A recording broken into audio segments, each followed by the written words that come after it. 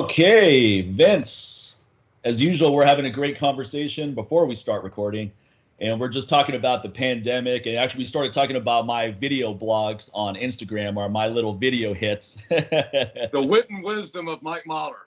Yeah, every once in a while, I go through these stages where I have a lot to say. And then I go through stages where I don't have anything to say. And I never try to force it. When I don't have anything to say, I go, okay, now it's time to maybe go back into research mode. And then when I have something to say, I'll say it. But I try not to be contrived at all. I'm just shutting off my mail here. There we go. Yeah. So as you were saying, we could do a whole episode on just the posts I've been putting up, and I'm sure people would probably enjoy that episode because you have some people. My post can be polarizing. On one hand, people are like, "Wow, this is great." On the other hand, people are probably saying this guy's an a-hole. I mean, they're not going to say that. They're just going to unfollow me. But to me, it's good though. If you post something and you're not getting some unfollows, you're playing it too safe, is what I always say. you should be rattling feathers. I mean, it doesn't have to be purposeful where you're doing it for that intention. But if you're speaking authentically, it's not going to be well received by everybody. That's just a reality. Yeah, well, that's the only way you make an impact. I mean, because what you're doing with these segments, it's like we were talking about before we started the recording. When you're let's say it this way, when you're communicating, the whole point of the communication is to not just dispense information, but is to provide a source of impact, meaning that you want somebody after they hear what you have to say or after they see your video to have either be further moved in the direction that they're going in, have it, confirm, or have it through something that corrects their view on something. But the reality is that if it's something that feels almost apologetic, where you're making a statement and then you stop just short of going to that next place, it's totally irrelevant. It has absolutely nothing. It's doing nothing more than just filling time.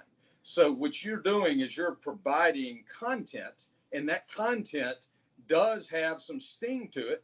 And the thing is that you're going to have some people like myself that go, absolutely, because again, a lot of the stuff that you're talking about is principle based. It's stuff that is not just applicable to fitness or business. I mean, it's life stuff. So when somebody goes, okay, well, that offends me. Well, then the point is they're already going to be offended if you did say that or you didn't. The point is they're not on board to begin with. So if you do lose somebody from that, it's like they need to go anyway, because they're taking up space. They're taking up space and wasting good, good oxygen, with their own agenda or their own narrative. So it's good that you're doing things like this because, again, it's providing not only content, but it's confronting things. I mean, it's things that also, and give you an example, a lot of what you're doing, stuff I go, yes, I agree with, at the same time is causing me to do that checks and balances to go, am I staying vigilant with this? And that's where, like I mentioned to you, I think in one of our messages back and forth, the saying iron sharpens iron.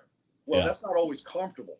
That's not always, it's not, a lot of times, just like in training, it's not always that even when we know certain things and we know to do certain things principle wise in training and in life, that doesn't mean we're being consistent with that. At times we'll slip up and at times we'll do things that, compromise. And then when you see a clip like what you're doing or, that confronts exactly like the one about specifically about the balanced life.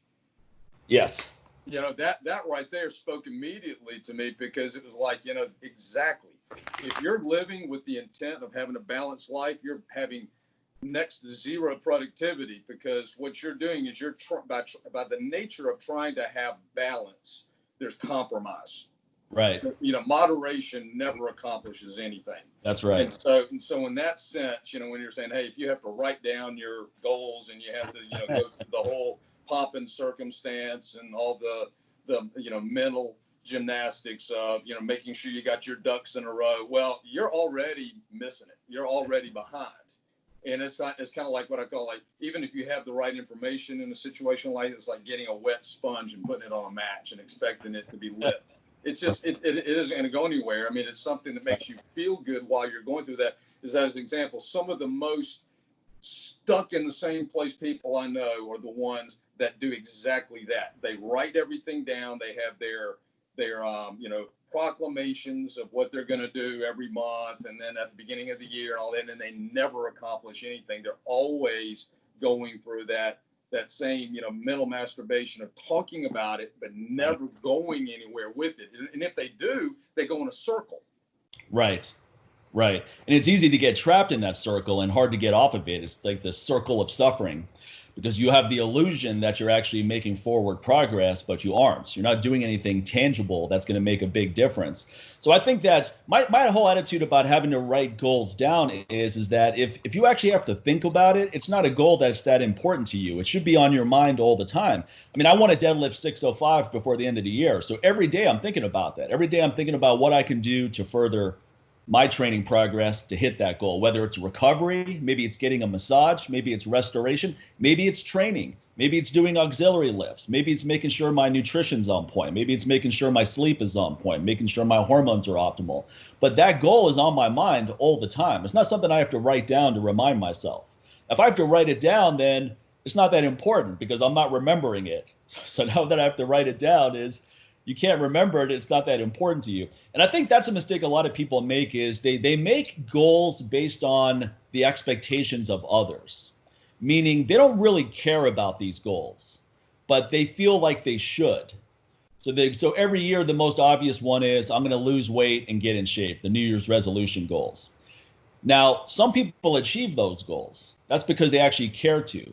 Other people write it down. Maybe they read a couple articles, they hire a trainer or they get a book, but they fail to achieve these goals. They lose the momentum at some point. And the reason is because deep down internally, it's not something they care about. They're only doing it to please the expectations of others. Maybe friends and family are saying, hey, it's time to lose some weight. Maybe the doctor's saying your blood pressure is high. We need to get that down. You need to lose 30 pounds. But inside, they don't care.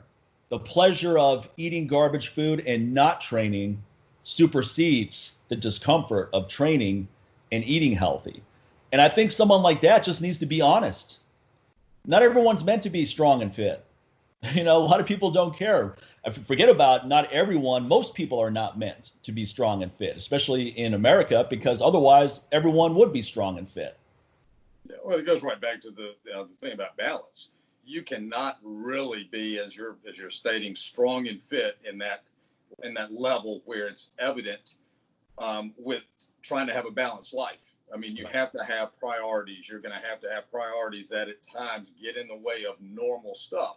Right. And that's the thing. And the thing is that, when people talk about, listening to your body on a daily basis and letting that determine how you train. Well, that works for somebody like you or myself. It doesn't work for the average person, because the average person, that basically means that they're just going to be inconsistent with everything that they do. But in our case, when you're all in, you can rely on biorhythms and biofeedback and literally, like we were talking, like I saw a segment the other day where you're talking about, when you're have a planned workout and you're looking at it, or a planned program, I should say, and okay, here's today's workout, and you go into it and you literally, it's just not your day, and you're not going to go in, even though you have a plan, 1 RM, you're like, okay, it's not today.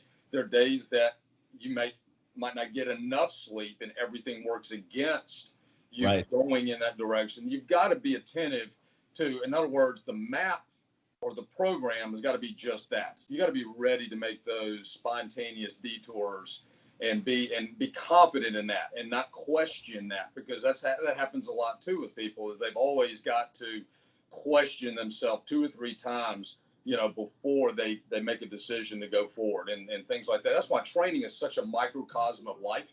Because when you're doing like what you're talking about, having a goal at the end of the year, that doesn't go against what you were talking about writing your goals down. It's just like you said, you become that.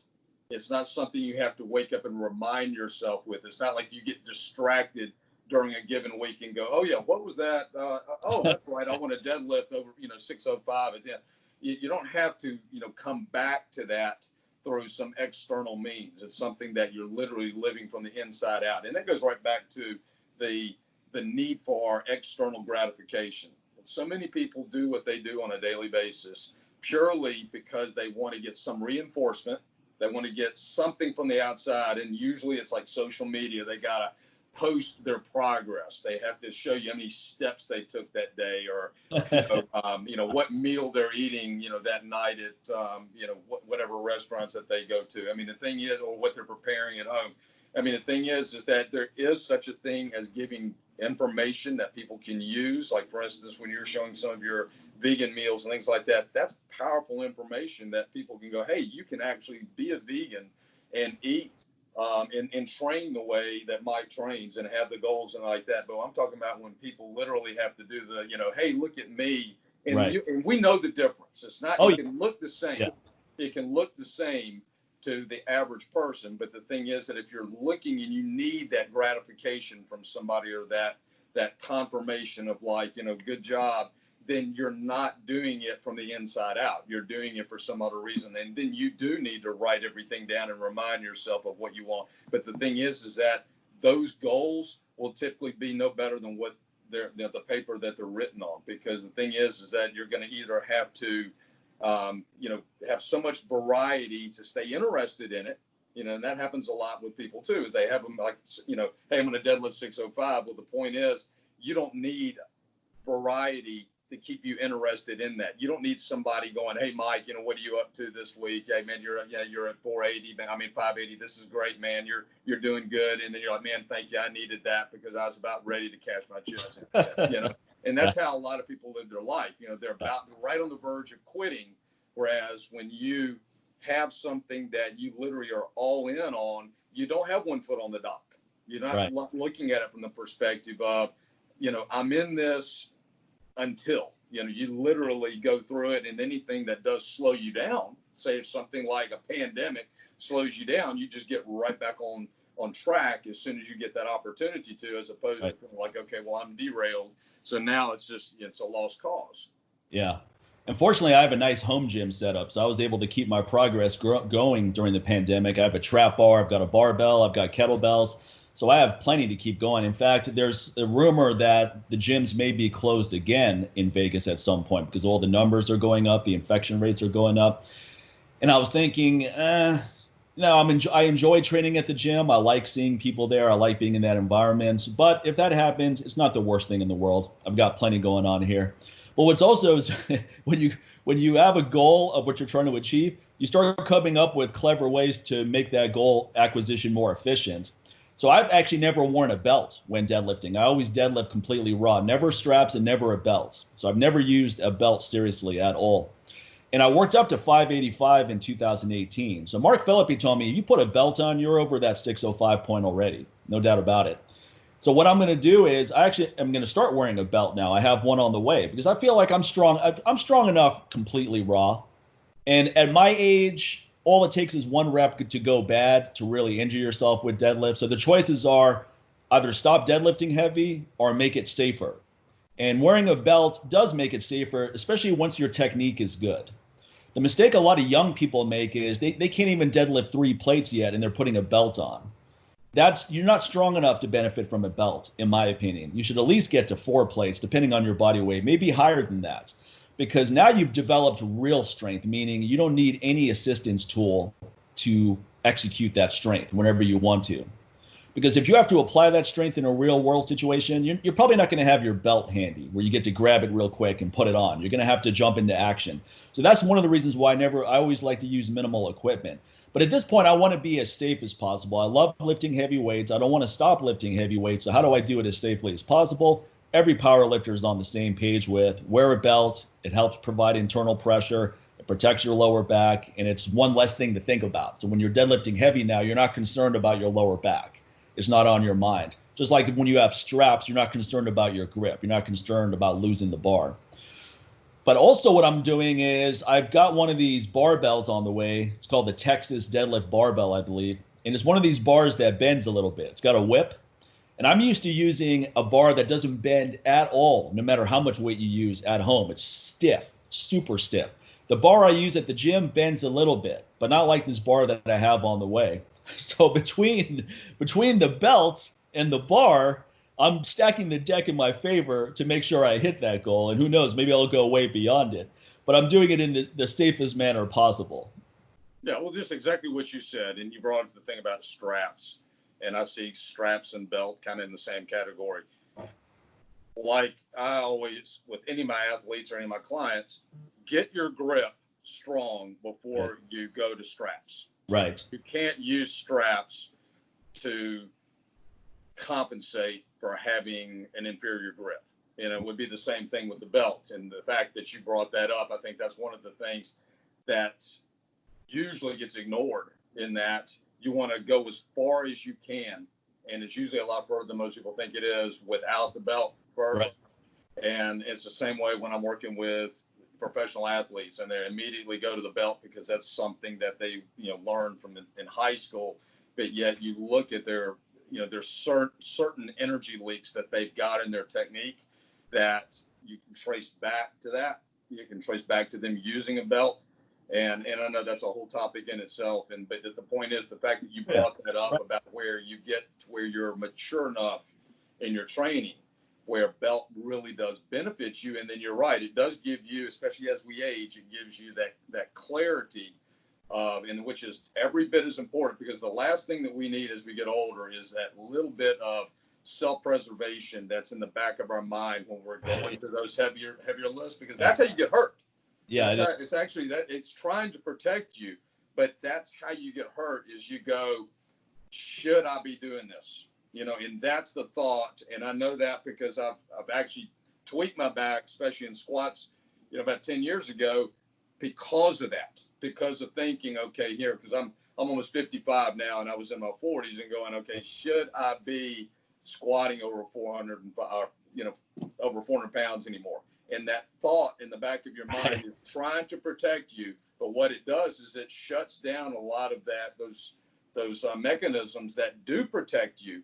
It's kind of like going to lift something, and there's that safety mechanism within our body that goes, I'm going to shut down because I don't think I can lift it, in sense of, whereas that's when you need your nervous system to be as wired as possible. So that's where that confirmation comes from. And the belt acts, even though it is a physical tool that's really helping you physically, it's also a symbolic tool that's helping to just create that clarity of, okay, I'm locked in, mentally I'm ready to go. And I think that's where, and you probably use it just on your heavier lifts as opposed to just using it universally in all of your lifts. I mean, I actually haven't. I mean, I have a belt at home, but it's one of those Velcro ones, so that doesn't really count. That's why I bought a legitimate powerlifting belt, because I needed to be really tight.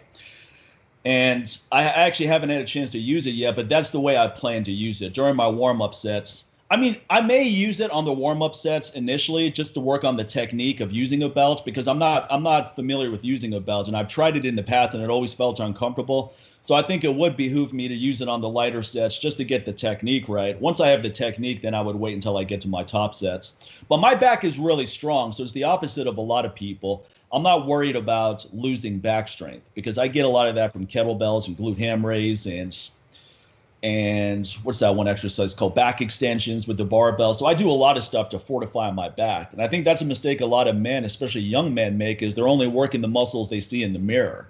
And you don't see your lower back or even your upper back in the mirror unless you're cutting your hair or something. You have a mirror behind you and in front of you.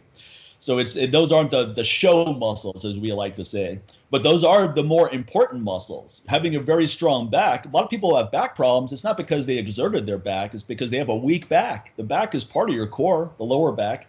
So when you think of the core, it's got to be the midsection and lower back. It's not just the midsection. So to me, glute ham raise is a core exercise in addition to hamstrings and posterior chain. Back extensions, that's a core exercise too, in addition to lower back and posterior chain. So you make your back as strong as possible, and then you're going to get even more benefit from the belt because you're able to create more of that internal pressure. That's the thing as well. It's like Mark Philippi showed me how to use it. You make it as tight as possible, and then you really push your midsection against the belt. So you create that internal pressure, and your back is completely protected when you do that as well. So like you said, it takes that fear out of the equation. Because when I deadlifted 585, I really had to shut that voice off, because I had that going through my head, going, hey, this is really heavy, don't screw up, like that kind of thing. And then I said, no, stop thinking that way. The second you grab that bar, you don't let go of it until you've lifted it. You have to have that mentality. I don't care how heavy it feels. I don't care if you feel like your back's about to break at the midway point. You don't let go no matter what. And that's what I did, because when I did hit the midway point, when you see the video, it looks like it was a very smooth pathway from point A to point B. But to me, I felt a sticking point at the middle, right where my lower back was fairly vulnerable. And that's when I screamed through it, because I have to scream through this and complete it, because if I give up now, I'm more likely to get injured than if I complete it. So that's the other thing too, is I'm a strong believer in leaving a few reps in the bank most of the time. Don't train to failure. But you have to go through periods where you ramp up the intensity, because you have to get familiar with that feeling. When you stay within certain parameters, you build central nervous system facilitation, you get stronger, but you're not getting comfortable with that feeling of feeling like your body's going to break in half on a maximum lift. So you have to spend some time there to get stronger. You can't just play it conservatively all the time. Yeah, and the topic on the injury risk is that the best way to get injured is to take a passive approach to your training. It's just like in football. The best way to get hurt is to try not to get hurt.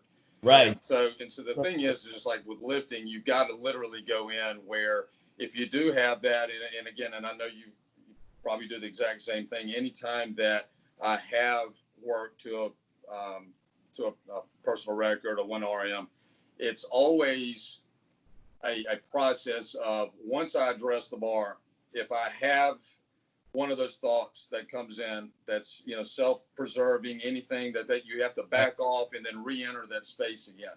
You have to treat it like it literally is.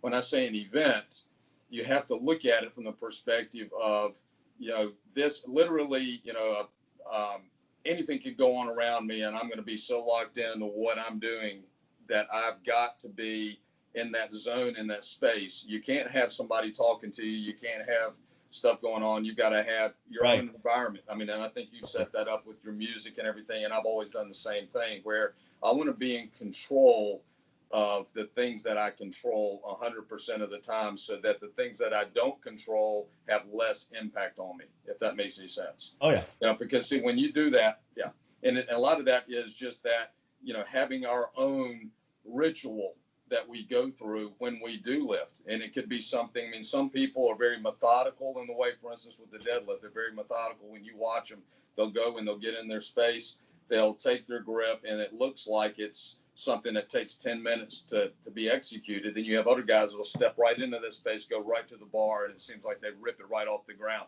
And that's a personal thing. That's something you can't just say there's one way. And I'm sure Mark would say the same thing. There's not just one way to do that. You've got to find what works for you and your mentality that allows you to get into that special place and do it consistently. Do it with your prep sets, your warm-up sets. And then, and that's why, like you're talking about using the belt, if you're not familiar with it, use it on those early sets so that you can get familiar with the technique of using the belt, so that you don't go, oh, wait a minute, I'm belting up. Now, now it's down to business, because that can actually work against what your objective is too, or your goal is too. You want every set, you want your warm-up set literally to be as mentally engaged as your heaviest set, is your top end set. Because as soon as you see it as two different things, then once again, you'll get to a plateau. And then when you get to that plateau, and I think that's what happens with most guys, especially like in a bench press, they get to a point where they go, okay, now this set, and it's like performance anxiety. They've already spent that nervous energy with the anxiety.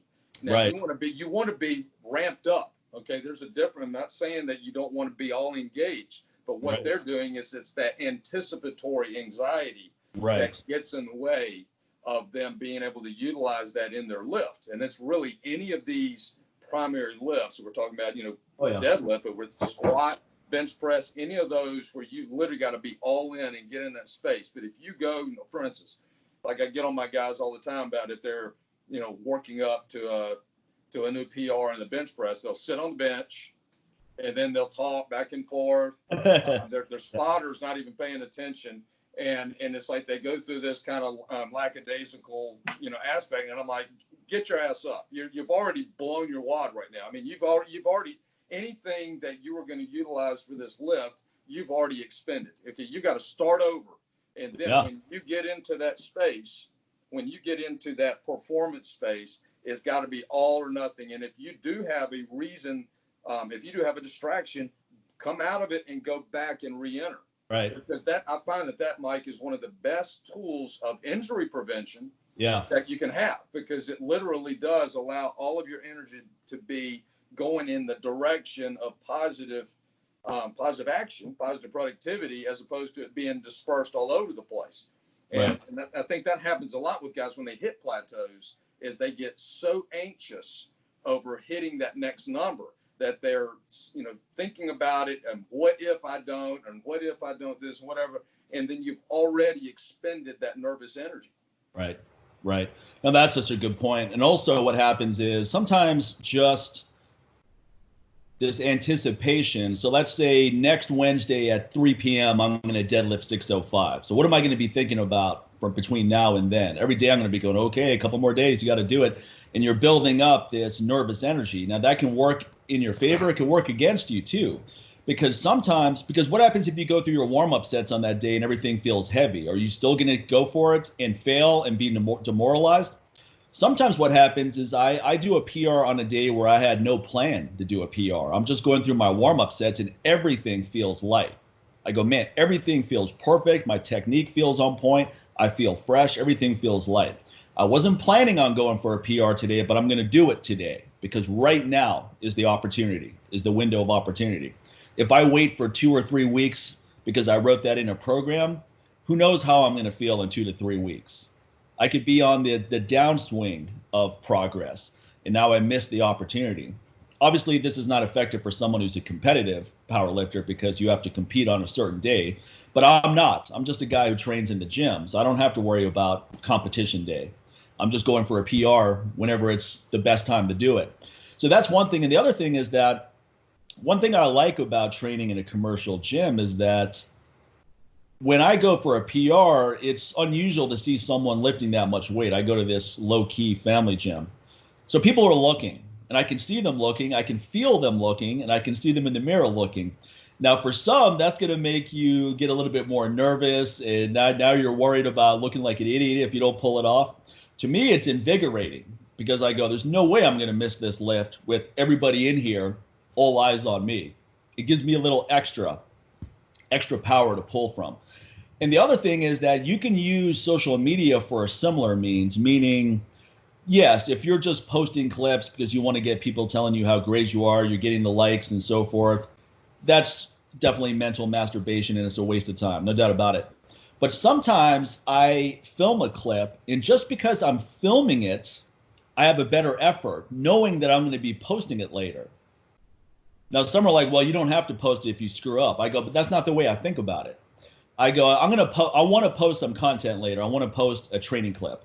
So I'm going to do this. And whenever I deadlift, I don't want to just deadlift. I want to make it look good. If it's a really crappy rep, I wouldn't post that because to me, I don't want to just lift heavy. I want it to look good. I want it to look crisp. So if I do 605 and my hips go up 10 feet in the air before the bar comes off the ground, and then I still manage to get the bar off the ground and it becomes a Romanian deadlift all the way to the top, so it's ugly, but I pulled it off, to me, that's not a win. I wouldn't even count that rep. It should look good too. Like Charles Poliquin always said, we don't count crappy reps. So if someone's doing overhead presses and the last 2 reps, they're really sitting back and they're pushing their back is bent so far back, it looks like they're doing an incline press or even a regular bench press. Those reps are not counted. And that was a way to reinforce optimal technique. Yeah, and the thing is, you're talking about the videoing of yourself. When you record a set or even a new PR, right? You do get locked in. It goes right back to you're using the external aspect of that, or the external stimuli, if you will, to bring that internal aspect. So it's not contradicting what we were talking about earlier. I mean, because somebody go, oh, well, see, you are using, social media to give you that little special, goosebump feeling and all that. And you're like, no, that's not the point. The point is that you're training from the inside out. You've already got the source of motivation, the source of what you're doing. but that having that video, just like anytime that I'm doing, I'm posting a video, an instructional video or something like that, same experience. You're much more locked into the mechanical aspect of what you're doing. You're actually more into the kinesthetic aspect of it as well, where you're more in tune when you have that. And the same thing when you're in a commercial gym. You Right. do have that. You're utilizing those surrounding uncontrollables, if you will, in order to reinforce what is already there, as opposed to giving you something that's not there. I'll give you one more that you'll laugh at, but it's actually really effective. Is you want to create some external factors that really bring out the best performance in you. Get a couple good-looking women in the gym watching you do this lift, right? Tell one of your friends to bring them in so you don't know that, if there aren't any good-looking women in the gym. Because as men, we inherently have an instinct to impress women. And I don't care if you're married or if you have a girlfriend or not. I'm not saying, you want to pull off this PR because you can line up some women to cheat on your wife with. I'm not saying that. I'm just saying that knowing that attractive women are watching you do something, you're going to have a better performance because you don't want to look dumb. You don't want to look dumb in front of anyone, but you really don't want to look dumb in front of them. Now, someone could counter that and say, well, that's shallow and that's objectifying women. It's like, you're taking it way too far. Okay, stop being a snowflake about this. I'm not talking about I'm going to go say inappropriate things to them before and after. I'm just saying that this is a natural drive for straight men, right? So use it is my point. Use whatever is around to bring out the best performance in you.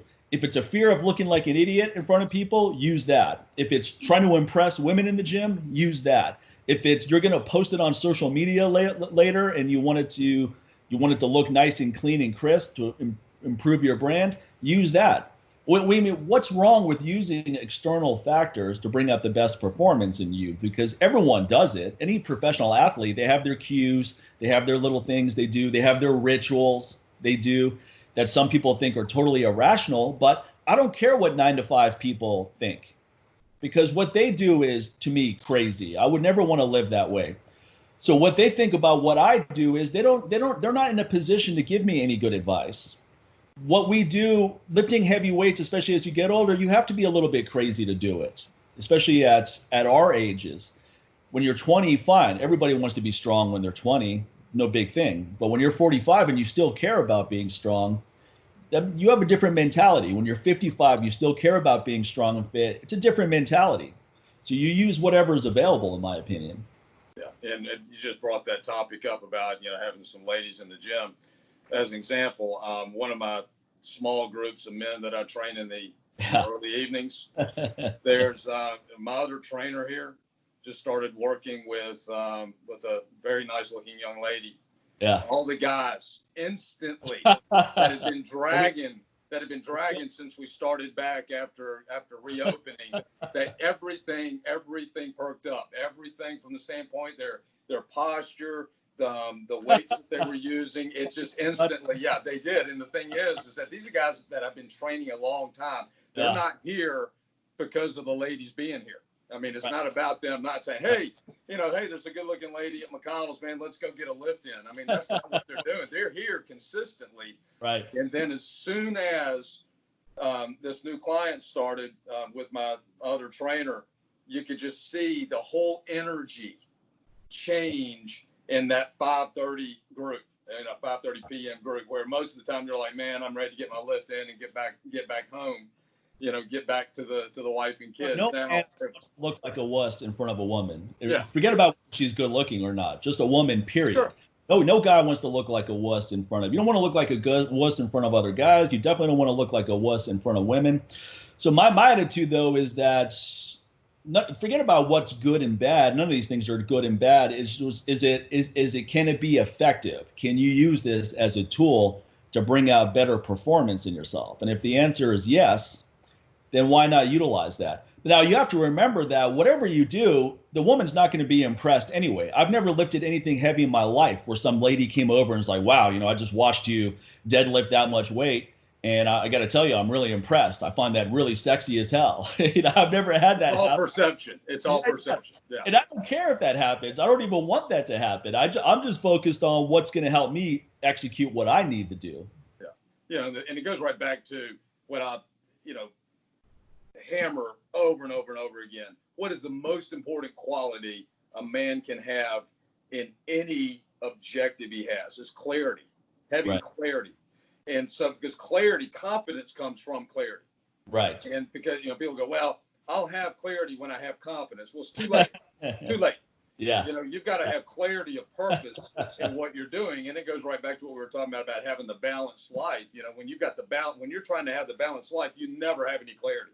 No, you don't. You're always in process of trying to get clarity from the balance, but you never have enough balance to have clarity. It's kind of like the person that's got to, check the door to make sure it's locked 10 times, and he keeps going back and going, okay, I think I locked it. Let me check again. Let me go back into, and they're always in that perpetual, let me make sure everything's that, well, there's no clarity in that, and that person will lack the kind of confidence that allows them to go into uncharted territory, go to that next place. So when you have an environment around you, then that is conducive to you having mental clarity. And again, that's part of what music does too. Music provides an environment. It's not like you're not going to train if the music doesn't come on, or your headphones don't work, and you're like, okay, well, screw it, I can't train today. That's not the point. The point, it's not about being dependent on something, because having dependence on something takes away clarity in itself, because you're like, okay, what if that's not there? What if I don't? And you have that voice in the back of your mind too, of thinking, if I don't have all these things lined up, then I'm screwed. See, that will get you too. But what I'm talking about is allowing the external environment or the external stimuli to help reinforce what's already there, that mental clarity, And when you have clarity, it's kind of like, who would you rather, I guess we could ask our buddy Tim this, who would you rather not be in a fight with? The most badass competitive fighter, a guy that's never lost a fight, or the one that will never give up. Right. You were in a cage and it was a fight to death. Yeah. You could get to the guy that was the professional fighter that had a certain level of, empathy, that had a certain point where he may pull back. The guy that and he could be as unskilled as as anybody. But the point of the matter is, if they're going to fight you to death, they have that clarity. It's probably not a perfect example. No, the point is, they have clarity about what their objective is, and they're not going to waver from that. Well, we can apply that same principle to not only our training, but just in general in life, to have that kind of clarity. And I think that's a lot of what's missing in guys and men right now, in terms of, being dads and being business owners and everything else. They've got that tendency of, I don't want to hurt anybody's feelings. I want to make sure that I keep, this part here happy, this part happy. I want to make sure I don't overstep my bounds here. I got to make sure. Then there's always, and yes, there's going to be consequences every time that you do anything in a committed way. Anytime that you go all in something, there's always going to be a group of people that don't like you. There's going to be a group of people that talk bad about you. There's going to be things that don't go the way you want them to. But you're much better off to respond to those things when you're all in. When you've got that clarity, you can respond. You don't have to react. When you're not all in, then you're always in that mode of having to react to what everybody else is doing. Somebody said something, I got to react to them. Somebody did this, somebody didn't do that, I've got to react to that. So you always look at it as, what's the most important quality I can have waking up every day? Clarity. Clarity in my training, clarity in my life, clarity in my business. And then from there, you can make the best decisions when things do go haywire, as opposed to always being on that, I got to try to prevent things from going haywire, if that makes sense. I mean, because if you're in that mode, you don't have clarity. You're always in fear. You're always in that apprehension of, I gotta deal with things not going right, which that happens in life. But if you're so locked into that mindset, you'll never have the kind of clarity that gives you true confidence to be able to be as productive as you could be. Yeah, oh, no doubt about it. And going back to this whole balanced lifestyle, I think that's some of the worst advice that's professed, is you got to have balance in life. And that's a concept that people who work for other people try to initiate because they don't like what they do for a living largely. So now they have to find a way to have balance outside of that. So they have to enjoy the weekends, they spend time with family, maybe they've got hobbies, etc. But those of us who actually love what we do for a living, we don't need to escape it the way someone else does who works for someone who and they don't enjoy it. They come home, they don't want to think about their job. I'm thinking about my business all the time, and not in an unhealthy way, just because I love my business. I like what I'm doing. So I'm always thinking about ways to be more efficient, to grow it, to get better. And I don't feel is it imbalanced? Yeah, but it's not unhealthy, is my point. And I think that's the big distinction is, so when it comes to training, yeah, sure, you have to be balanced in terms of balancing the equation. If you work out hard 4 times a week, you need to do some restoration practices. You get a massage, you go to the sauna and so forth. That's all true. You don't want to be a stimulus addict where you're just working out for the sake of working out and you're getting diminishing returns, but you're so addicted to the stimulus that you just keep going. And that's why I think that training for performance is so much more effective than training for aesthetics or training for just the sake of training. Because when you train for performance, whether it's lifting more weights or sprinting faster or doing more repetitions or getting your heart rate lower, whatever it is, there's a way to measure progress. And if that measurement starts going in the opposite direction, you make mid-course corrections. You don't just keep going. If I'm trying to deadlift 505 and the weights keep getting, and I'm lifting weight, let's say I lift 505 yesterday and that felt easy, but then 515, I can't even get one rep off the ground next week. That's a problem. So I'm going to make a mid-course correction. I'm not going to just keep going. I'm not going to just be relentless. No, I'm gonna stay here until this 515 comes off the ground. It should come off the ground easy. And if it isn't, that's a problem. So let's figure out why it isn't and then circle back and move forward. But when you're trying to achieve something that is way beyond a mediocre achievement, it's going to take being in that imbalanced state.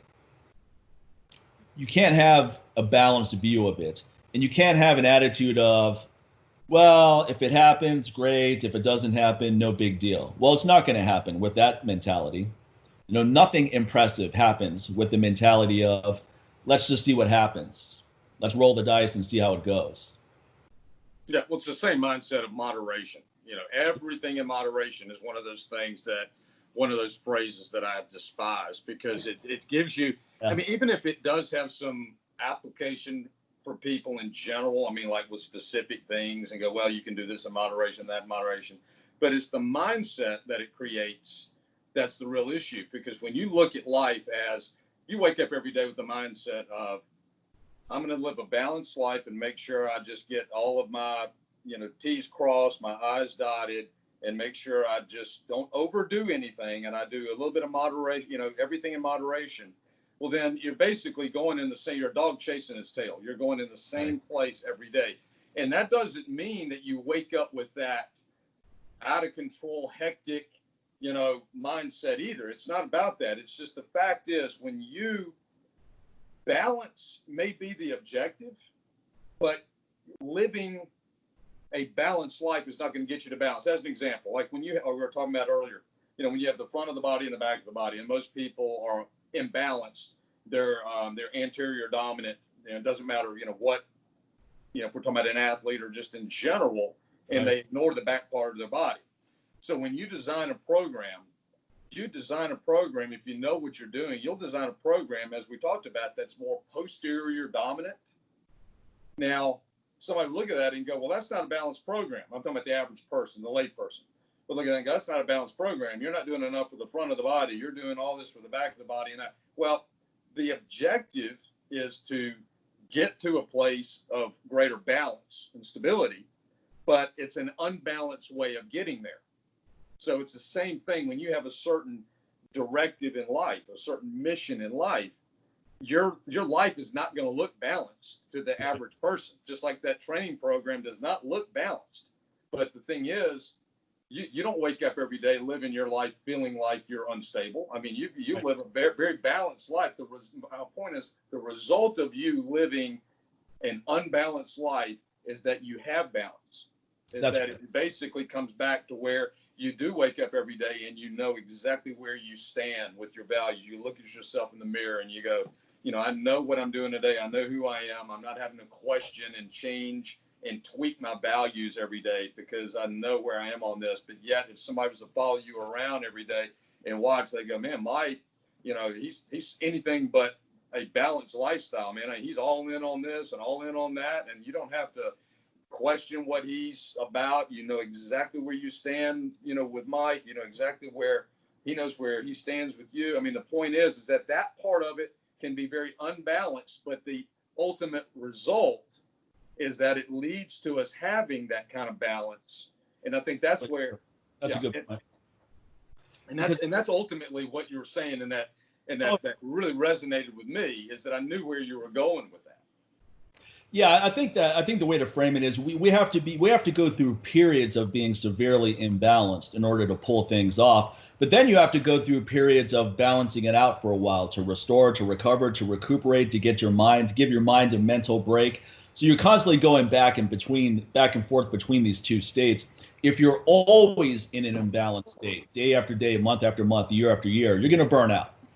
And if you're always in a balanced state, you're not going to achieve anything that's noteworthy.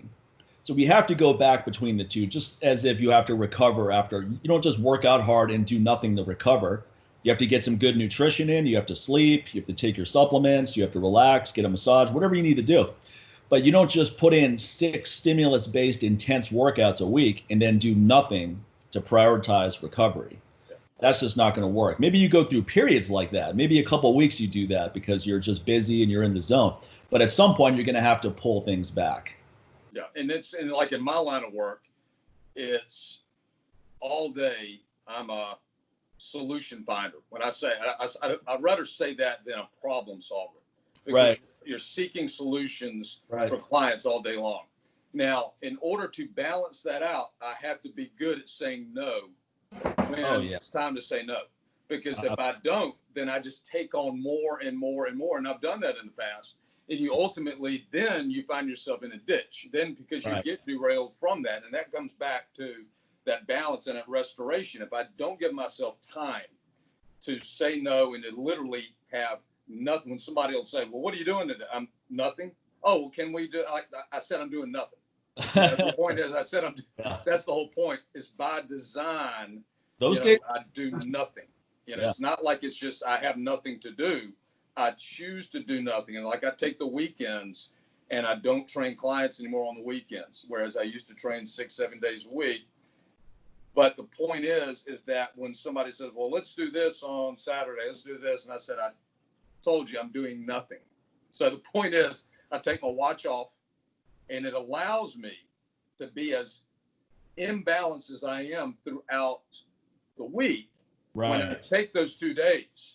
And I do that during the weekdays too. I mean, I'll take certain times during the day and I take my 20-minute nap every single day. And I do that. And it basically, what it does for me is it splits my day in two. If I don't do that, then that's part of my restoration process. And again, when I say a nap, it's not like you fall asleep and you wake up groggy. It's literally one of those things what I've learned. It helps me to break my day up. And I could do it on a park bench. The thing is that I've got it down to almost my own science, where I know, I can literally, I say doze off. I mean, it's no longer than 15-20 minutes, but I wake up feeling like I've gotten 8 hours of sleep from a mental refreshment standpoint. Yeah. But that's part of that restoration thing that I don't veer from. In other words, I'm not gonna give that time up so I can spend, a half hour answering somebody's questions. I'll do that at a different time. I mean, I'll schedule that some other time, but I'm not going to say, okay, when they go, well, what are you doing between here and here? And I go, oh, I'll typically say I'm not available. I won't say I'm taking a nap. But the point is, I'm not going to change that because I know then it's going to adversely affect the whole product. It's going to tap into everything else that I do in a compromised way. And I'm not willing to compromise when I am on and I'm working with someone and I am in that solution finding mode. I don't want to feel like I don't want to be there. I mean, it's got to be where I'm 100% in on that. And so to do that, I have to be good at saying no. in that aspect of it. And that's another thing, is that it's not selfish to have priorities and to take accountability and responsibility. I mean, that's not one of those things where you go, well, I guess it's a kind of a selfish perk or some kind of a luxury to be able to just sit down or go get a massage or anything like that. There's nothing selfish about it. It's actually one of the most proactive things that you can do. Taking command of your nutrition, as an example, that's not a luxury. That's a responsibility. In order that the whole picture is as good as it can be. On training, you're a better person to be around too. You get those naps in, I'm sure you may be really irritable if you don't get that nap in. And now the person that you were going to talk to is having a negative experience, and maybe you lose a customer because of that.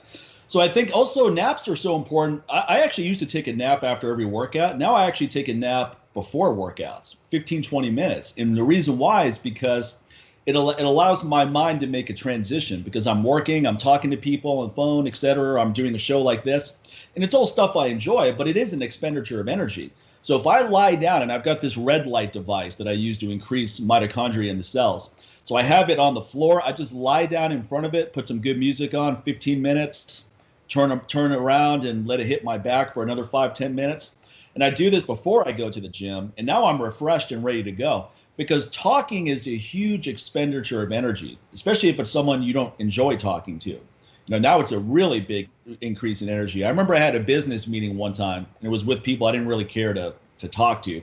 So anyway, we have this 1-hour business meeting, and then I went to Mark Phillippe's gym to work out, and it was the worst workout ever. Even he's like, man, what happened? What's going on today? And I was like, yeah, I had this long conversation with these people I could care less about talking to, and I got stuck in this situation because I didn't say no like you're talking about, but I never made that mistake again. So that's why when I'm in the gym, especially when I'm doing deadlifts, if someone tries to come up and if someone comes up and says hello, I'm not going to blow that person off, obviously, but I'm not going to get stuck into a stop and chat. If they keep going, I'm going to be like, hey man, I'd love to talk to you, but I got to focus on what I'm doing right now. Let's chit chat later. And most people get it. Most people understand that. But every once in a while, there's some knucklehead. You're about to do a PR, and someone walks up to you and is like, "Oh, hey, man, I got a question." And I go, "Well, I don't have an answer for you right now. I'm focused on this." Now, once I pull this, I'll answer your question. But if I miss pulling this because you came up to me right now and started talking, I'm going to be mad at you, whether that's rational or not. I'm gonna go, hey. Who knows what would have happened if this guy didn't come up and start chatting? Maybe I would have pulled this off. Now I don't know. And that's going to piss me off. Once I get the deadlifts out of the way, I always feel, okay, now the party can start. Because everything else I do doesn't require the same level of focus. Doing lat pull downs, that doesn't require the same level of focus. Doing glute ham raise doesn't require the same level of focus. Even heavy incline presses, it requires focus, but not the way the deadlift does. So I don't mind as much people doing these little chats in between those things. But squats or deadlifts, or let's say Olympic lifting, I don't do Olympic lifting, but if I did, I don't need any dissipation of energy before going into those activities. Yeah, and it goes right back to the clarity thing. I mean, because those moments of distraction end up derailing the clarity that's required for, especially, talking about a deadlift, especially with that facing you. It literally is something that requires all of you. And you can't have, 85% of you and 15% over here distracted with attending to something else or a phone call or anything like that. I mean, so it's a quality decision that you make on that, as opposed to it being something that you have to wait until it happens to decide how you're going to respond. You have to already know, for instance, with your example of the deadlift, you have to already know there's no distraction. I mean, I'm not permitting it. And then there are times with other exercises, as you mentioned, where there's a little more leeway with that. And the difference in the two. And it's, and the thing is, it's not like you have to create the rules, in the process. It's already there. It's already built in with that.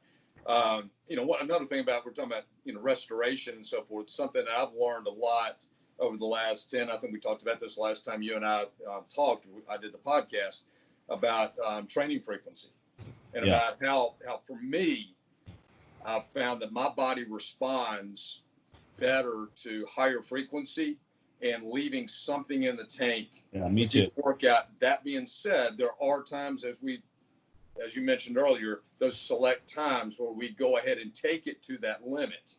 And those are times that you can't predict. You can't say, okay, yeah, 2 weeks from tomorrow is my day I'm going to failure. It's, right. It's a time that you'll notice that either hormonally, your central nervous system, just things in general, all the stars are lining up, and you'll know when that time is where you do take it to another place where you maybe even implement drop sets or rest pause sets and so forth, and really tap into your central nervous system. Other than that, I found that other than like we talked about last time, to face a lift like a deadlift 5 times a week is not something that I would foresee ever wanting to do. That being said, I've got, in my facility, when I say heavy kettlebells, they're up to 200 pounds. And I'm able to do hip hinge movements 5-6 days a week. Right. And that sounds obsessive. But I've found that not only my strength is better by doing that, but my joint health, my lower back health, by adding that, and we used to call it grease the groove and so forth. But sure. Implementing those types of things. But the other side of that, Mike, that I find is that from a mental aspect, go back to that anticipatory anxiety of having to perform.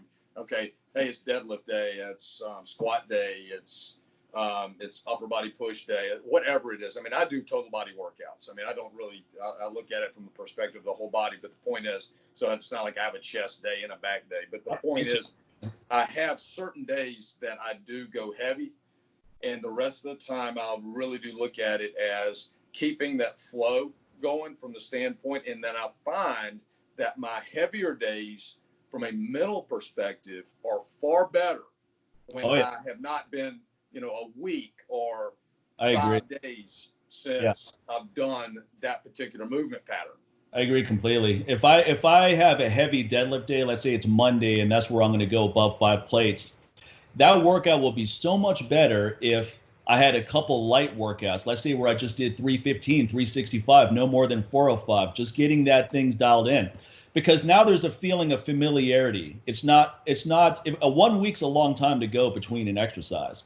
So what happens is it takes a while to get into the groove. Your warm-up sets feel a little bit off. But when you do some of those lighter workouts, especially with high frequency, most of the workouts have to be light, otherwise you just burn out real fast. But the other thing is just do similar but different exercises. So instead of doing the same exact deadlift in the same exact way, how about traditional deadlift on Monday, and then the next workout is snatch grip deadlift. Works your grip, which is a weak link for most people. And you can't snatch grip deadlifts. Yeah, I just started doing them after having a guest on my show, Tom Lawler, and I go, that sounds, I mean, I'm of course familiar with it. I just never thought about using it. I remember Paula Quinn writing about it and comparing it to being similar to a squat in terms of leg development. I go, anyway, that's cool because I want something different right now. My grip is not weak. I've never had the bar come out of my hands, but I sometimes feel like it is about to. So I know I can strengthen that up. And the snatch grip really strengthens that. It reduces the amount of weight you can lift as well. So now it becomes almost one of those practice sessions, because I don't go over 4 plates on snatch grip, and mainly 3 plates just for a lot of sets of 3, just working on the groove. And then I do deficit deadlift. Same thing. You can't lift as much on deficits, at least most people can't, as off the floor. It's more of a leg drive too, which is what a lot of people are lacking on deadlifts. They lift with the back too much. Pretty much every deadlift clip I see that's not someone who's a competitive power lifter, I see way too much back and not enough legs. No leg drive at all. It's just the back lifting the weight. And that leg drive will, someone who's a back deadlifter with 405, if they get really good at that leg drive, they'll hit 455, 475 and beyond once they get the timing right. It makes such a huge difference. And then it becomes a more complete motion too, because I count the deadlift as a leg exercise, because the way I do it, it is a leg exercise. I have a strong back and that comes into play too, but I have a really good leg drive from what Mark Philippi taught me, especially on deficit deadlifts. And then I'll do deadlifts just below the knee. So you can go heavier if you want to, but it's a little bit less stressful on the body because it's a much shorter range of motion. So you're working all these different patterns, but they're similar enough that there's synergy, but different enough that you don't burn out on that one pathway. Because I'm someone who doesn't need a lot of variety. I could deadlift 5 days a week, no problem. But is that going to be the best way to make progress? That's the question I asked myself. And if the answer is no, then let's shake things up a little bit. Yeah, and same thing. I mean, I don't need much variety in my training at all. If you were to look at my journal, you'd see that I'm pretty much trained the same way for the last 25 years. Right. But the point is that what has changed is exactly what you just mentioned. By going from a snatch grip rack pull as an example, where you're just below the knees, and I'll work in that and get really strong with that pattern just below the knees.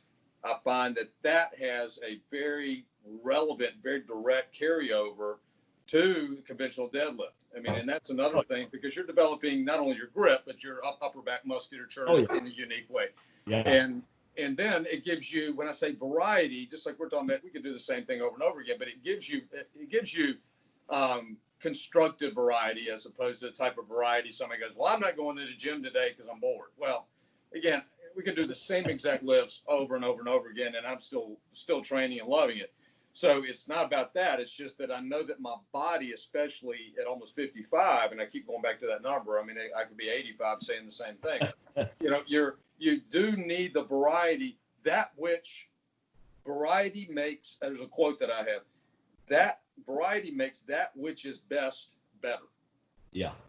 So it literally is something that it doesn't take away from what's the best. For instance, if you're a conventional deadlifter, not talking about, well, you need to do, snatch grip deadlift, you need to do rack pulls, you need to do trap bar deadlifts, you don't need to. But the point is that by you doing those other lifts, those are auxiliary, is that the correct way of pronouncing that? Auxiliary. If you do this, assistance lifts. There we go. If you do those lifts, it's going to make your primary lift better. And that's something, again, because it allows you to get the frequency that you would not get otherwise.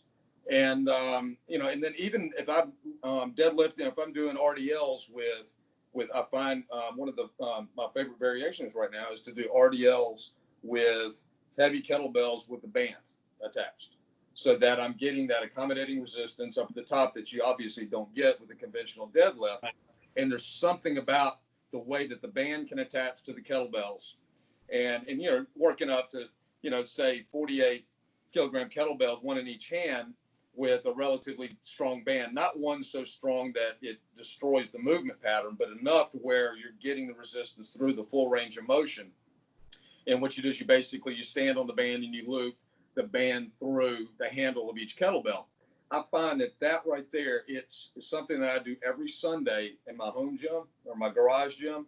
And my back feels so much better on Monday morning for whatever reason. That's a good example of just rest is not always the best recipe for restoration.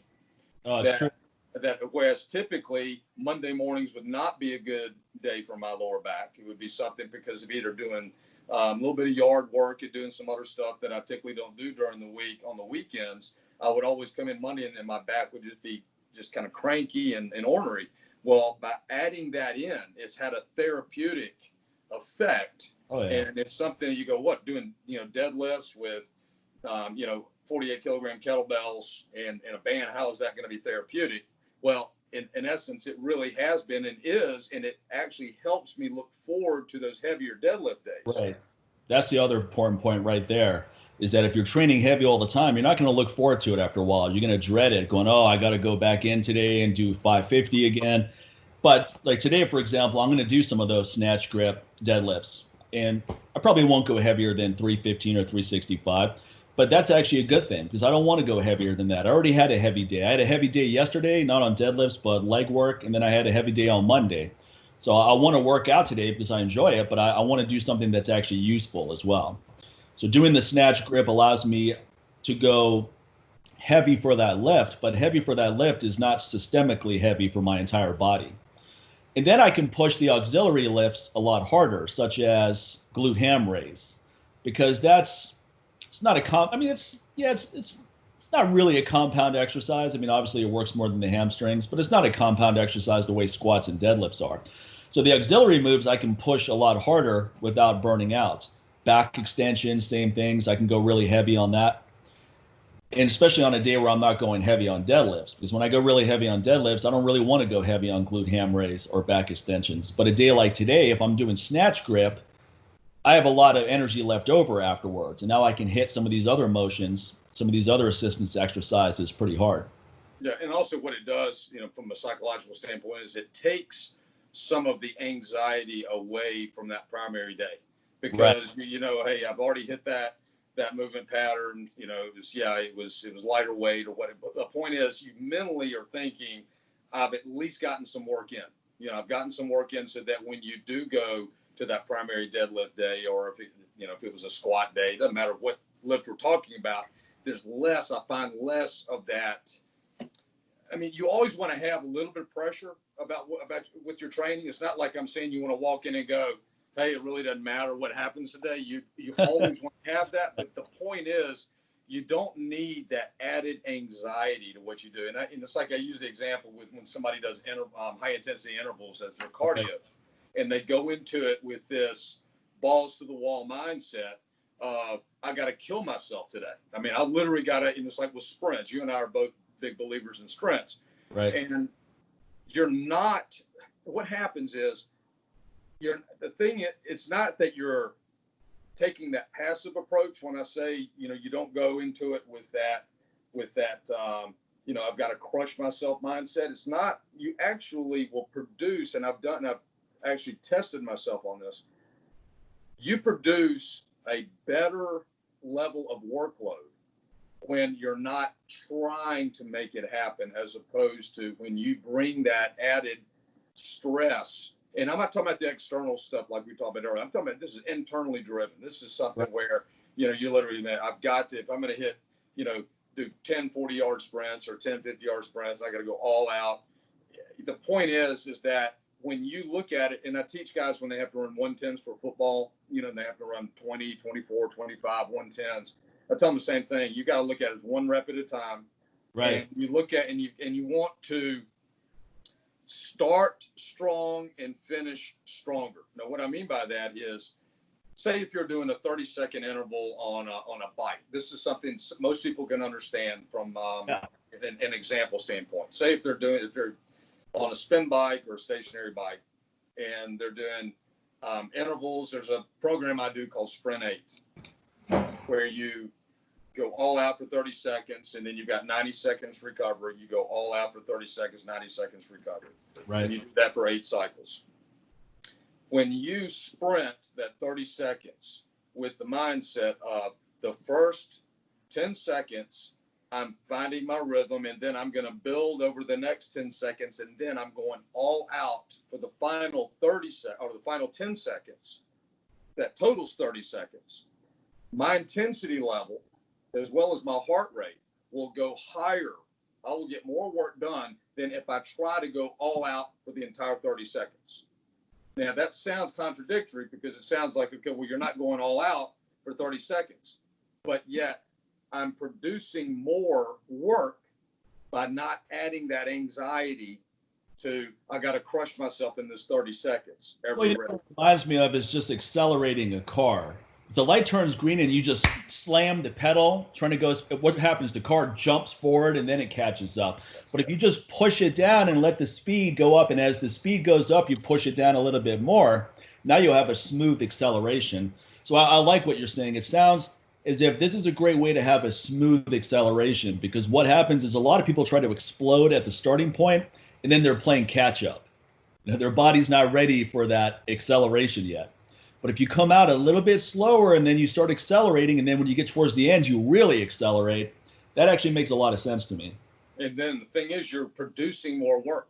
So not only is it more psychologically and physiologically advantageous, but at the end, if you were to add up the amount of work that you did in those 8 30-second bursts, you're actually producing more work by doing it that way than if you tried to go, in your perception, 100% for the entire 30 seconds. So just like what you're saying about jumping out of the gate, you think that that's actually something that's productive, but it's actually counterproductive Oh So yeah, it is. it's not that you're going easier on yourself. It's literally something where you're making a wise calculation of, okay, I'm going to produce more work by taking that acceleration process as opposed to jumping the gun.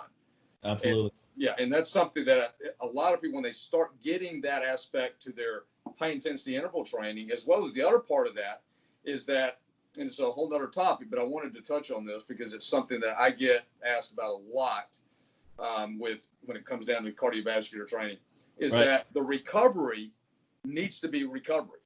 If you're continuing to work at there it goes again, that moderate pace for that 30 Right. sec, or for that minute and 30, that 90 seconds, then the intensity of your sprints will start to decline Sure. over the course of that, so that you're actually producing less work, even though you're working harder in that 90 seconds of recovery.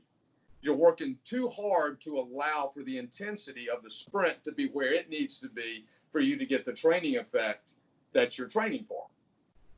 So you've got to allow enough recovery so that the intensity of the sprint is high enough. It's just like when we're training with strength training, it's the same thing. You want to rest enough so that the intensity is not compromised. Right. As opposed to thinking, hey, I'm going to, keeping the pace going between sets, that's part of workload. So I'm going to, I'm going to work density. Well, there's a time and place for training training with the priority of density. But when you're training specifically to get stronger and to continue to make progress in external loading, you've got to look at it from the perspective of, I've got to recover to allow for that. And that's not making it easier. That's actually making it more demanding, because the intensity level will go up by you allowing enough recovery. And most people don't allow enough recovery, whether it's strength training or if they're doing high intensity intervals. Right. Yeah, with strength training, I like to have 3 to 5 minute breaks. I find that sometimes it's difficult to take those breaks because my cardiovascular health is so much better now that from a cardiovascular standpoint, I'm ready to go in a minute. But from a central nervous standpoint, even if though your body feels like you're ready, your mind is not ready. So take the full 3 minutes, sometimes more than that. Sometimes people get stuck on 3 minutes. They're saying, okay, it's been 3 minutes. Let me jump back in. You may need 5 minutes. You may need 6 minutes. It doesn't have to be something where it's 3 minutes or nothing. Yeah, I find that by looking at a watch or looking at a clock can actually interfere with that process, because once again, you're adding that external anxiety to the whole process. Right. You're looking at the countdown. You may need to do it to begin with. If somebody's just starting out, they may need a coach or someone to tell them, okay, look, you're 3 minutes, let's go. When you've been doing it long enough and you've developed a level of maturity in your training, you've got to get not only off of the numbers all the time, but you've also got to get out of the clock. You can't be, or the watch, you can't be allowing that to govern your decisions, because the reality is that just like with you, I'm sure your rest periods are going to be very similar, and consistent. Even if you aren't looking at the clock or looking at the watch, your body just kind of goes through that cycle and you're ready to go. And if somebody was monitoring you, they would, at the end of your workout, go, Mike, man, you're hitting right at the same every time. I've been, following you for the last 6 weeks, and your rest periods are almost identical. And it's that internal clock that we have to trust that we're developing, because once we get our mind off of what we're doing, it goes back to the clarity part, and we're focused on something external, then once again, it starts tapping into that energy that we need for that lift, that energy that we need for that next set, as opposed to, even if you're doing those heavy dumbbell presses, it's the same thing. You've got to go, okay, I know when I'm ready to go, and if I need 30 extra seconds, I'm going to take it, as opposed to looking at the clock on the wall and going, okay, my a minute 15's up. Now I got to grab the dumbbells and get in position. Yeah, I think the intuitive training is really important, especially when you've been doing it as long as people like you and I have. But for example, with myself, I don't write down programs for me anymore. I don't really feel like I need to. I have certain parameters that I'm going to address. And I always do full body workouts like you said. So I hit upper body press, upper body pull, lower body press, lower body pull, torso work. Those 5 things are going to get hit every time I train. And then I have an idea of what I'm going to do with that workout, and I make modifications as the week goes on. But at this point, it's very intuitive. Like you said, sometimes I'll go in with a plan and I go, okay, that's not going to work today, so let's make a mid-course correction, rather than just being stubborn, having a bad outcome, and then getting irritated. You make those corrections. While in the past, I would say I'm going to hit these numbers no matter what. And sometimes you did, but it was a lot harder than it should have been. So that's not a win either. If you can deadlift 505 pounds and the first time you try it, you feel like you're going to break in two, and then the next time you try it, let's say in a couple of months, you can't do more than one rep, but the rep comes up nice and smooth and you don't feel the stress on your body, that's a progression. You've actually gotten a lot stronger. Rep speed is a progression. You don't just have to look at my friend Sabina Scala, she's a UK strength coach. She times rep speed on her clients' repetitions, because if they start moving the bar faster, to her, that's a progression. Okay, you're actually stronger now. Before, it took you this long to move the bar from point A to point B. Now it only takes this long. And I thought that was a really clever approach, because sometimes we get so locked in on more weight or more reps as the only methods of measuring progression, when there's nuance to this. It's not as black and white as that. Yeah, because there's a way to cheat both of those. You can fool yourself with more weight and more reps. I mean, because Right.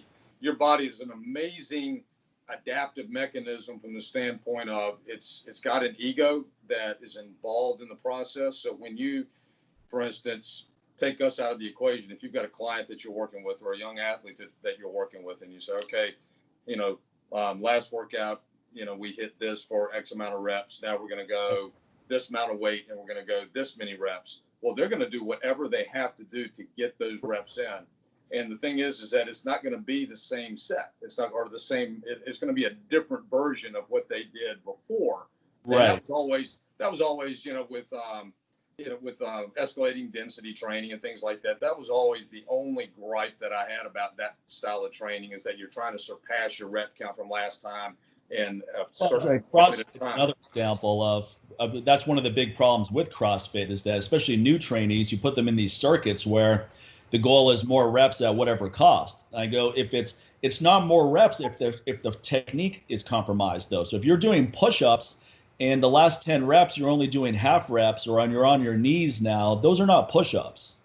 You're just cheating yourself. Yeah. So when you can't complete another repetition with good technique, it's over. Yeah, because you're actually regressing, even though the numbers may say other than that, you're actually going backwards by doing that, because you're basically teaching your body to compromise the very mechanics that strength is based on. So when you're doing that, that's why I never let an athlete finish a set with crappy mechanics, because I do believe that there's a certain looping effect that occurs, that they learn that's tolerated and that's okay, and then they're going to go back to that and revert back to that, as opposed what's going to happen is they're going to go, okay, let me just use the technique I used on that last crappy rep on the first rep, because then I'll get more total repetitions. And we see that with the bench press, where on the last rep the butt comes 2 feet off the bench to finish that last rep, and they go, wow, it was a lot easier when I did that, so let me start the set with that. And now it went from a set that started good but went to a deterioration point to right out of the gate, it's with compromised technique. So you just reinforce these bad habits. And it's amazing how it's amazing to me that when I go to the gym and I watch young kids train, they're doing the same things that all of us did. They're making the same exact mistakes. Way too much bench pressing, way too much curling.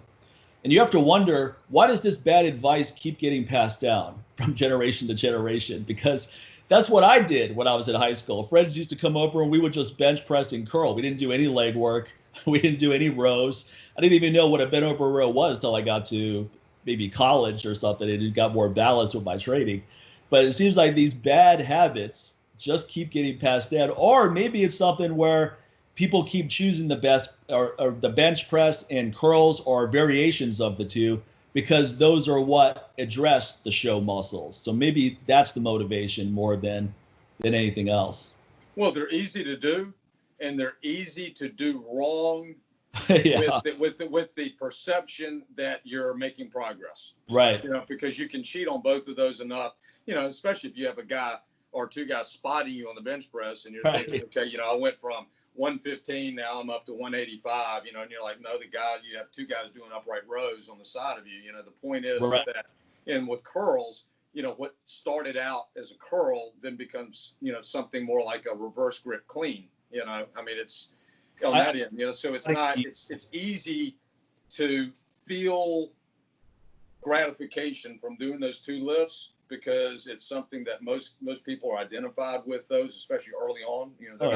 They don't care about, what they can squat or deadlift. Those are very uncomfortable lifts, and they're relatively comfortable to perform, meaning that, one of them you're standing up and you're, using your entire body to get the weight from point A to point B. The other one you're laying on your back and you've got at least one buddy, hopefully, that's helping you lift the weight to help your ego along. Whereas, with something like a bent over row, you either are rowing it or you're not. Now you can cheat on a row, but the point is that if somebody can't row 185, they ain't gonna row 185.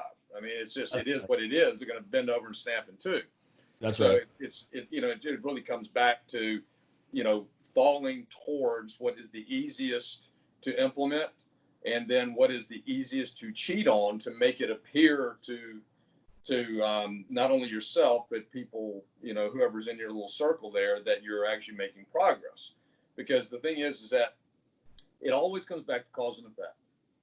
If what you're doing with sound mechanics gets to a point where you own the external load, you get to where, no matter what the number is, because it's going to be different for different bodies, different body types, different people. So, I'm not a big standardized, you need to be able to squat this much weight. You need to be able to deadlift this much. You need to be able to bench this much. You need to be able to do this many pull-ups.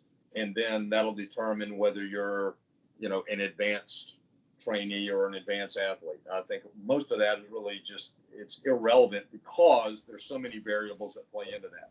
That being said, wherever you start, you need to get stronger. You need to get stronger from that perspective.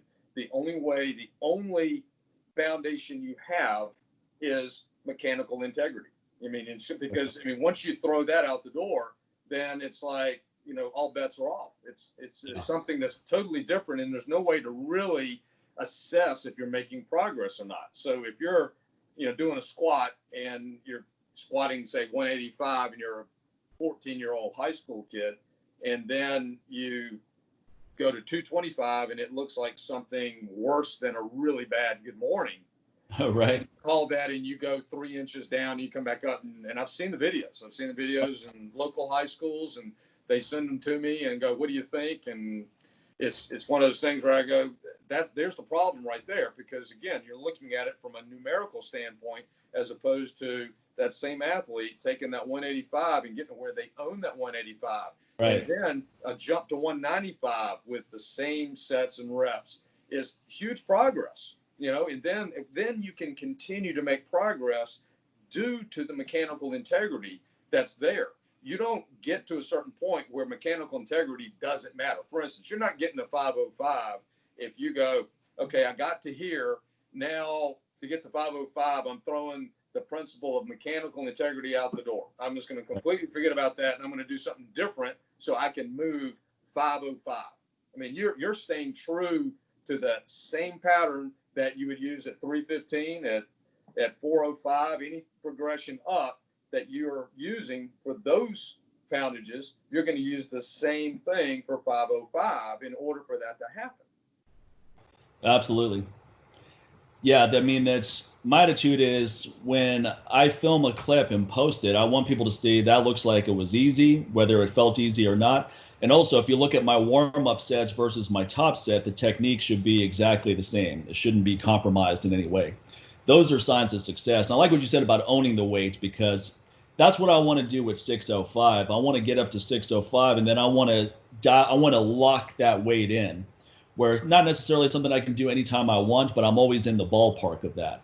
Because that's how I feel with certain numbers in the deadlift. Like no matter what, I could take a month off from deadlifting, I'm still going to be able to pull over 500 pounds. That's just going to happen because I've done it so many times and I've done it for so many years. That's locked in. If you work up to it one time in your life and then you never do it again, that to me is not that impressive. I shouldn't say it's not impressive. It's just somewhat anticlimactic to me, because you had that strength for that one moment in your life and then you never had it again. I want to have that strength and sustain it for a long period of time. I'd rather be able to do 505 for the next 20 years than work up to 605 and do it once, but maybe I get injured or my body's so burned out now that I don't want to deadlift ever again. And now I can't even pull 4 plates because I just have this negative association with the lift where I don't want to do it at all. And what you're talking about, the best way to do that is what you're doing in terms of being attentive to your biorhythms and understanding that your body's going to go through its own natural process and cycle. Because like you said, you're not training for a meet, where you've got, this date that you've got to peak on. So right. there's an advantage on that aspect of it. And, one of the things I posted recently is about a training program. We're talking about how, we don't really write our own programs out. I mean, I don't either. I mean, I'll jot down notes and things like that right. about what I'm doing. But it's not, my program is always more just a broad perspective than it is any like isolated, set by set thing at all. And, right. the reality is that when you have been on a program like we have, you've been on a program at some point in your life, in your training life, you get to the point where you develop that discipline that you don't need one, that you're not dependent on the numbers to determine the productivity of your workout. That doesn't mean that the numbers are important. You're talking 605 and that's a number. So when we say don't chase numbers, we're not saying that is not part of it. But the reality is that if you were to get hung up on being limited to a legalistic spreadsheet, you would probably not get to 605. I mean, or if you did, you'd get there and never see it again. You'd get there and go, okay, just like you were talking about, you want to sustain what you're able to accomplish. And as opposed to it being a one-hit wonder, you get to that point where you're like, okay, this is something that I am developing as a perpetual process of my, who I am and what I'm doing every day. Again, it's not about having it written down and saying, I'm going to hit 605. It's the fact that you're living your training life towards that target, towards that goal and objective. You don't need somebody knocking on your door or sending you something in your inbox every day to remind you, hey, Mike, make sure that you're doing everything you need to do to get to 605. And you're like, oh yeah, thank you. I needed that, man. I was kind of thinking about that wasn't going to happen, but thank you. I needed that external, reminder to be able to do it. It's something that is there.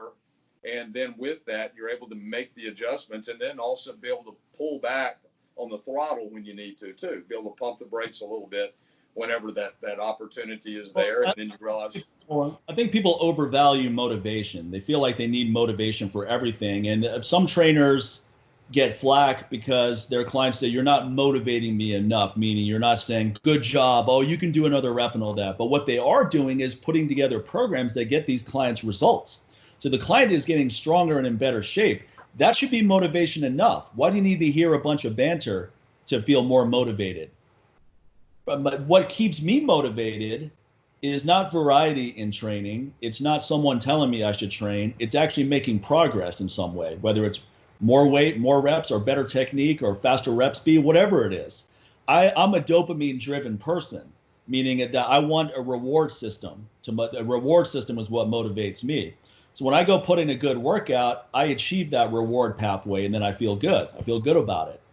So the reward is excellence in the process, as opposed to, I don't want to do the process, so I need someone to motivate me and psych me up, and I need to watch the Rocky training montage to get my mind right to go exercise.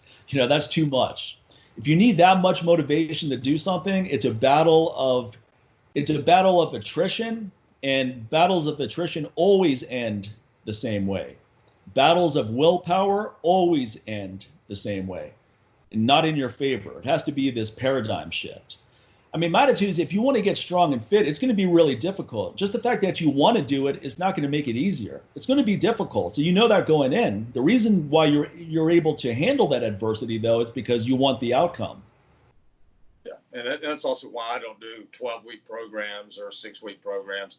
If I do work with somebody for a shorter period of time, it's always with the understanding, and I make this very clear with them, that this is a segment of the overall process. This is not something that, we're going to get to. Now, if somebody's getting ready for, a wedding or something like that, then obviously, that's a different topic. But in general, like we were talking about, if somebody goes, I just want to get fit, I want to get lean, I want to get strong, and then you just tell them, okay, my job is to get you on that path and to help guide you on that path so that you can make the best decisions. I'm not going to make the decisions for you, but I'm going to give you the tools that allow you to make the decisions you're going to need to make on that path. It's like anything else in life. When you set somebody up, the best way to help somebody is to help them on a journey of that. As corny as that sounds, it really is not about doing the color by numbers thing, where somebody is dependent on that, because as you said, that's going to end.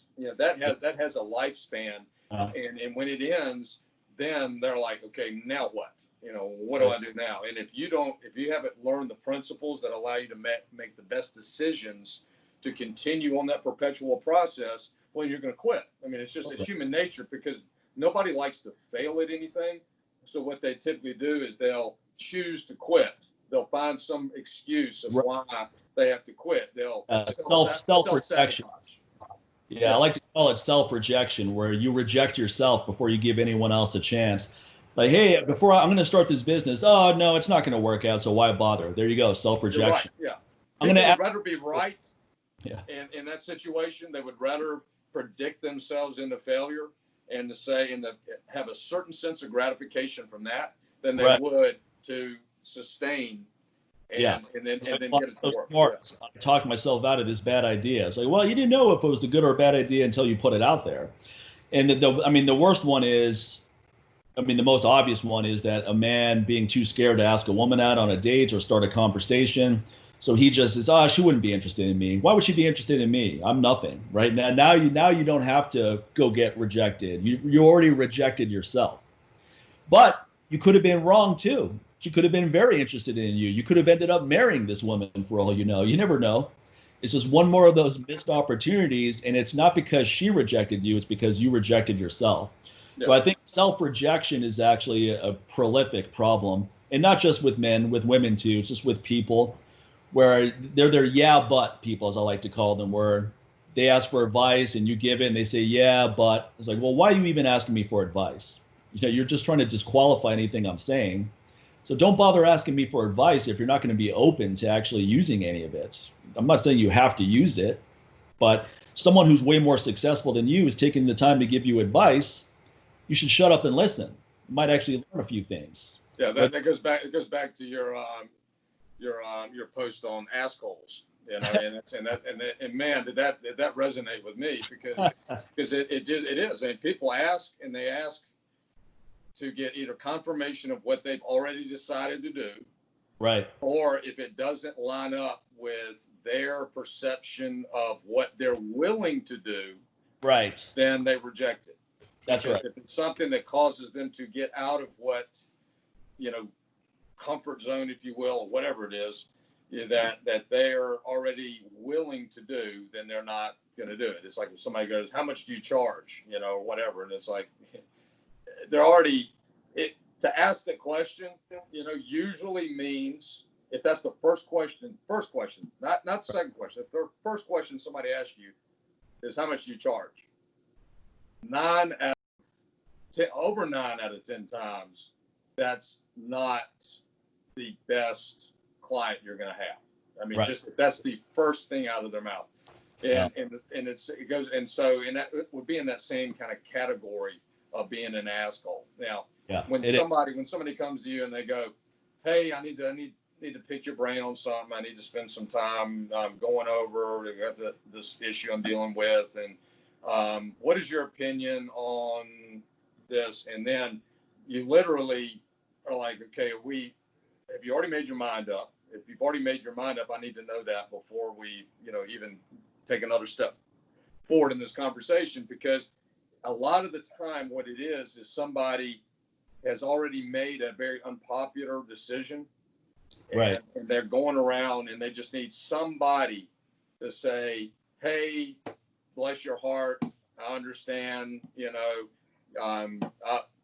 take the easy way out, don't worry about it, everything, I totally get it and all that. But when you go, hey, this is what you need to do, here's the information that's out in front of you, Now you make the decision that's the most productive for you with all the information that I'm giving you. Well, see, they totally ignore that, and they spend the time talking to you going, hey, what should my kid do about, he's a baseball pitcher and he's, trying to get his fastball, up to, depending on what age he is, say in the high 80s, and, we're already doing this, and this, and then I'm thinking, well, if you're already doing all these other things, what am I contributing to this conversation?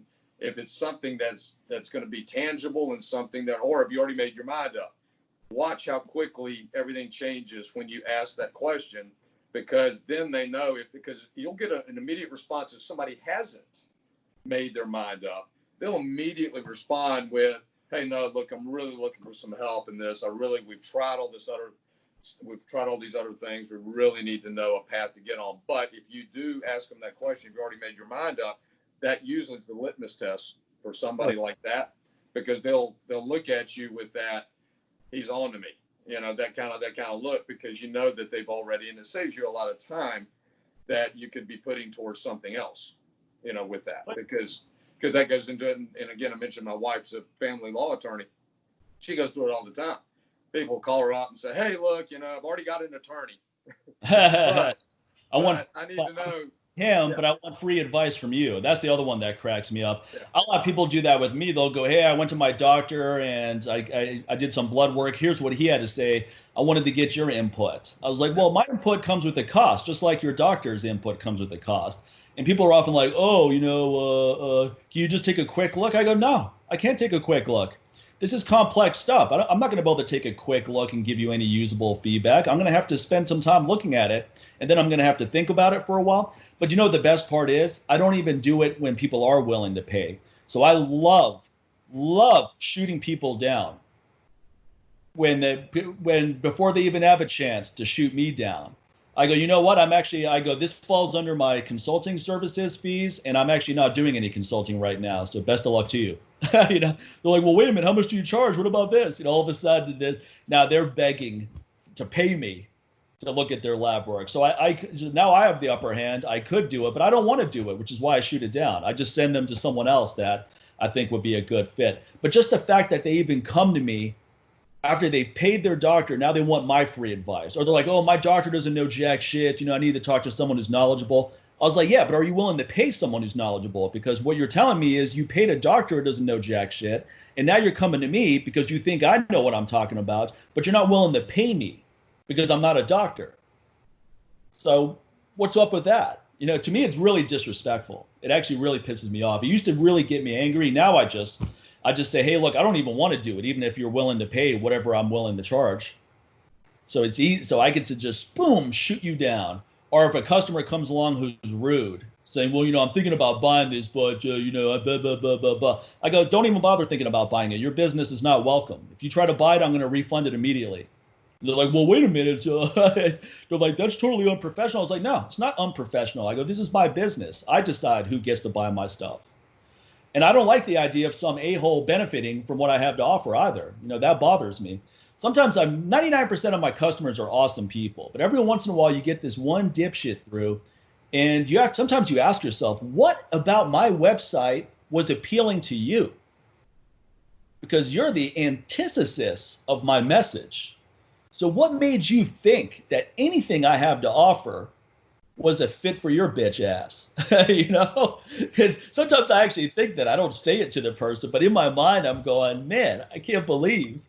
Or sometimes you want to make a joke, like someone's buying an estrogen blocker and they're rude. I was like, well, you know what? It's a good thing you bought the estrogen blocker because it's obvious your levels are excessive. I don't say this stuff, right? Because that's unprofessional, but I'm thinking it. In my mind, I'm thinking it. Yeah. And, another one that you brought up was about the thing when somebody goes, well, they've got a bad temper. They've got an issue with high testosterone. Right. That kind of thing. And you're like,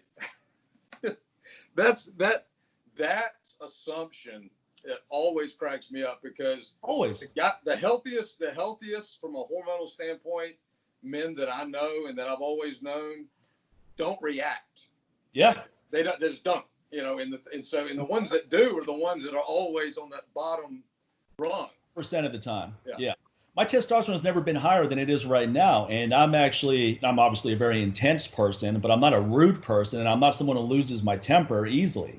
In fact, I feel more well calibrated. I actually feel like I lose my temper less often because I don't feel the need to react that way.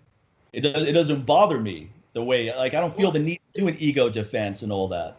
Well, and you don't need a reaction from someone else either. See, that's the other part of it. Yeah. When you're on that lower level, you're doing the things that you do. You can call it being, temperamental or however you want to.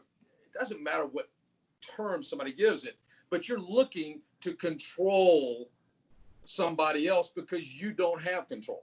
So you're looking to get a reaction out of them. That's exactly. But see, when you're in that healthy state, you don't need the reaction from someone else to confirm your manhood or to be able to give you something.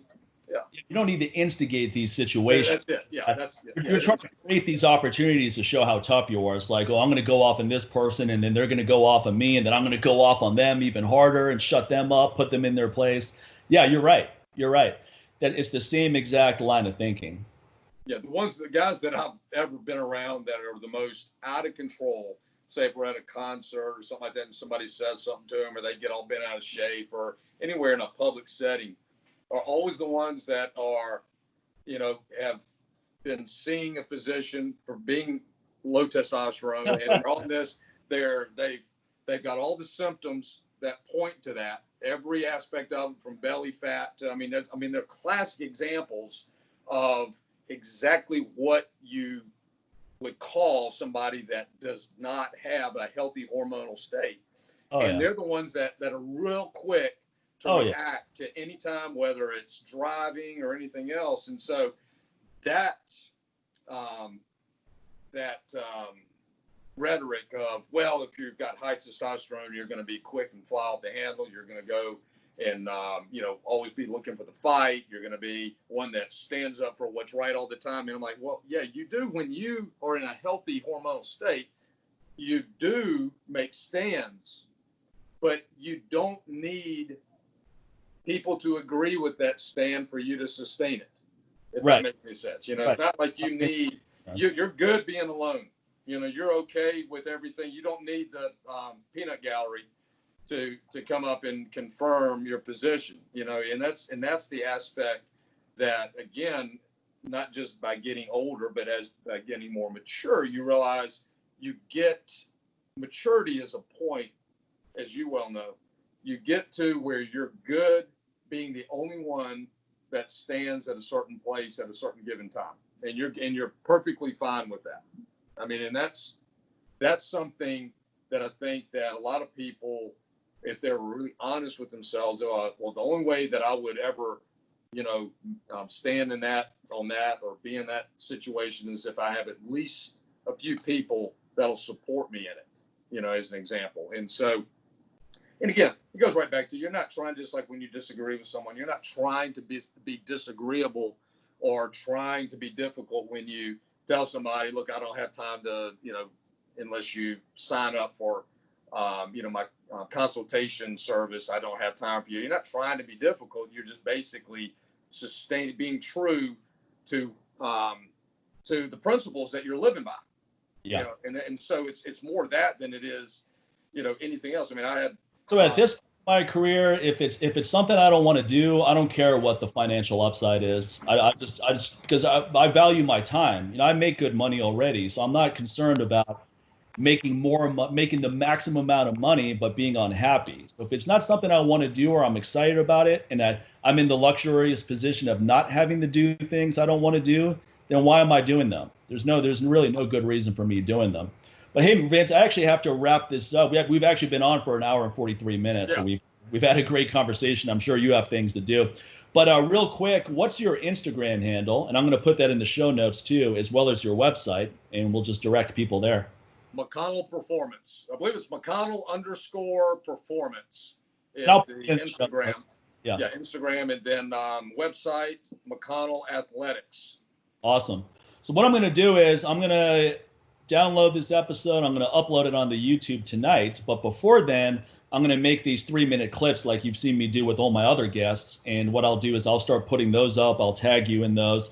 And if you would like me to email them to you as well, just shoot me an email, and that I can actually email you the exact clips, and then you can share them on your page, or you can share them on your website, whatever you want to do with it. Now, you're also going to get a copy of this because I'm recording on my end, but you actually also get a copy of it on your end once we stop recording. So you're free to do whatever you want with that as well. So, if you want to put it up on YouTube, if you want to share it on your website, feel free to. Awesome, man. I appreciate that. All right. What's your email? Is it the same one I have? Yeah, it's just a mahler5@yahoo.com. And if you can't find it, just Instagram me your email address, and then I'll use that. Yeah, mine's McConnellathletics@gmail. Easy. Okay. Yeah, that's easy. Yeah. Awesome. I appreciate it. I mean, this is a great conversation. Hey, awesome, man. There's always topics. And as soon as we get off, I'm going to have taking my notes, I'm going to have 5 things that I wish we would have hit on. But, that's always.